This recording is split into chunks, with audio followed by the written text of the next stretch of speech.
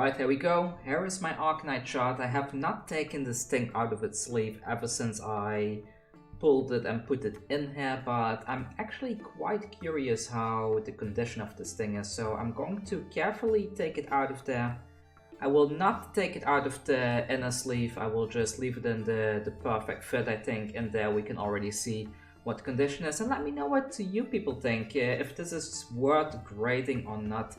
I seem to remember, like, when we pulled it, that the condition was quite decent, so let's try to get this thing out very slowly and carefully. There we go.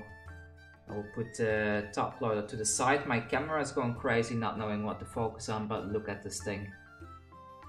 Isn't that just beautiful? Like, I really love the contrast between the dark purple and the pink on the gemstone itself. But yeah, I'm a little bit afraid taking this thing out. Like, as you can see, my hands are already getting a little bit wet from from being nervous, because this thing is worth a lot of money and I don't want to breathe on it, let alone touch it, but I do need to know the condition, so let's do this very gently and carefully and have a look at the top corners first of all. So, as we can see, the top corners are actually in a very good condition. There is a tiny, even the slightest bit of whitening at the top, but nothing that you see with most cards from the set. Let's see if I can grab some examples. Like, there's an example of a card from other Flesh and Blood sets. You can see normally the whitening is much stronger than this one. Let's see if I can grab another one as an example. Yeah, I mean, compared to other cards, like, even the edges look very clean. Like, I see the slightest whitening on the edge, but I think the edge is definitely at least a 9.5. But yeah, if the other corners are good, we might even be looking at a 9.5 or higher. Let's have a look here. So I do straight away spot like a tiny bit of just the slightest rough edge at the top corner there. Nothing much to worry about though, but it is slightly visible. Maybe it's not even worth noting, and we're almost pulling the card out completely. And let's look at these other corners. So these other corners, actually not bad at all. Like, well, since we have that already, let's have a look at the card in its full glory carefully then. There we go.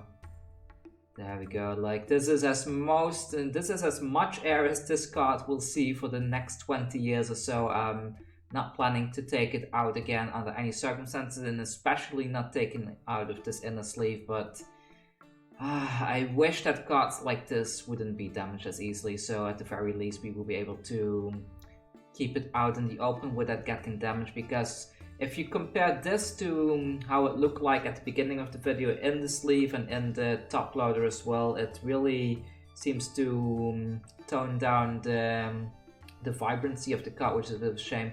The front of the card looks very good though. I think the surface, what I can see through the sleeves, I don't see any print lines or anything. Let's see if we can run the light past that. Yeah, there's no print lines. The only thing that I can see is like a tiny bit of whitening around the edge, but it's just so few whitening that maybe it still counts as a 10, because it's almost non-existent. So yeah, let me know what you think. Do you think if I were to send this in, is this a 9.5? I'm pretty sure it is. So yeah, there you go people. Crucible of War. Well, it's a shame I don't get to open more of this stuff, but oh well, it's what it is. Take care. And don't forget to subscribe before I forget. Almost forget to tell everybody. Hit that subscribe button, and I will be uploading more Flesh and Blood content very, very soon.